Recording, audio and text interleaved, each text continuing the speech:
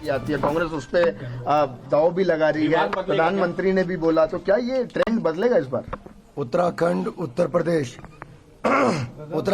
प्रदेश, मणिपुर, गोवा सब में फिर हमारी सरकारें बनी, तो अब की बार भी बनेगी।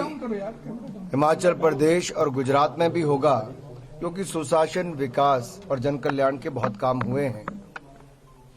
लगातार जो है कांग्रेस की बात की जाए, ओपीएस माना जा रहा है, ओल्ड पेंशन स्कीम पे एक बड़ा कांग्रेस काफी उम्मीद लगाई हुई है कि वो वोटर्स उनको वोट करेंगे। देखिए, 10 साल केंद्र में कांग्रेस की सरकार रही, 10 साल राज्य में कांग्रेस की सरकारें रही।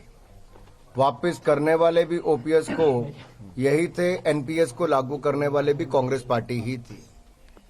ये चाहते तो पहले भी कर लेते, इन्होंने ना कहीं किया है। इनको झूठे वादे करने की आदत है और फिर पूरे नहीं करते। हिमाचल में 2003 में भी और 2012 में भी इन्होंने पहले कहा कि हम हर घर से एक व्यक्ति को रोजगार देंगे, नहीं दिया।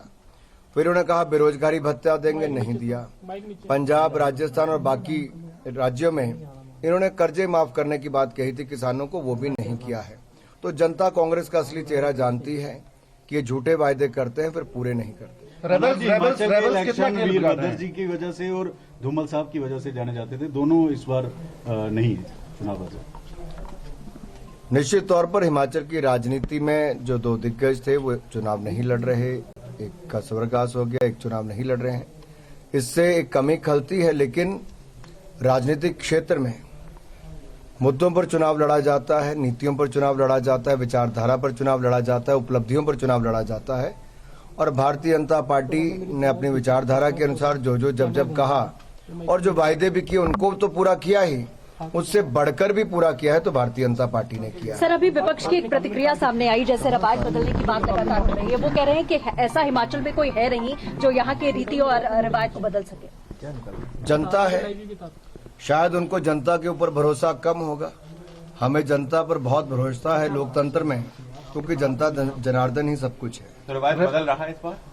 निश्चित तौर पर भारतीय जनता पार्टी ने जो शानदार काम प्रदेश और देश में किया है, उस पर मोहर जनता लगाएगी और फिर एक बार सेवा करने का अवसर देगी। रेबल्स कितना खेल बिगाड़ रहे हैं आप?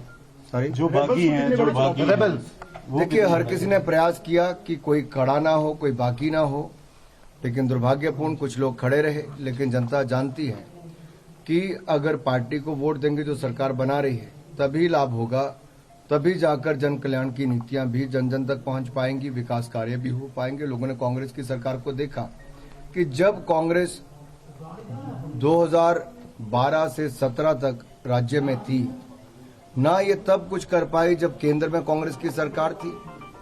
हिमाचल का विशेष राज्य का दर्जा छीन लिया, इंडस्ट्रियल पैकेज को कम कर दिया, अटल टनल का काम स्लो डाउन करवा दिया। और जब मोदी जी की सरकार 2014 में बनी तो मोदी जी ने विशेष राज्य का दर्जा हिमाचल को वापस दिया।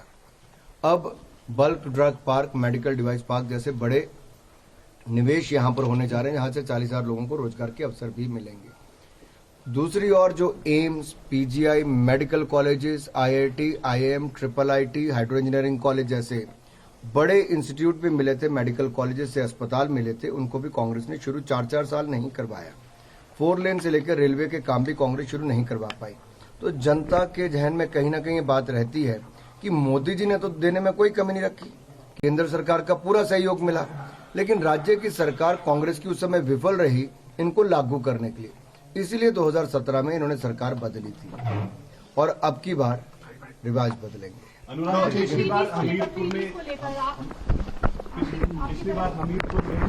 5 में से आप लोग 2 सीटें जीते थे और लोकसभा जो आपकी पूरी उसमें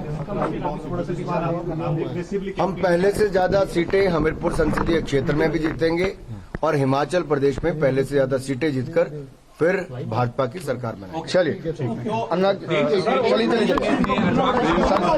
साहब का लेना तो आप अनुराग ठाकुर को आप सुन रहे थे। अनुराग ठाकुर को आप सुन रहे थे, केंद्रीय मंत्री। उन्होंने साफ तौर पर कहा कि इस बार फिर से बीजेपी की सरकार आ रही है। बीजेपी ने इन 5 सालों में तमाम वादे पूरे किए। बेशक जो बागी हैं वो मुसीबत जरूर रहे, लेकिन बीजेपी की सरकार एक बार फिर आ रही है।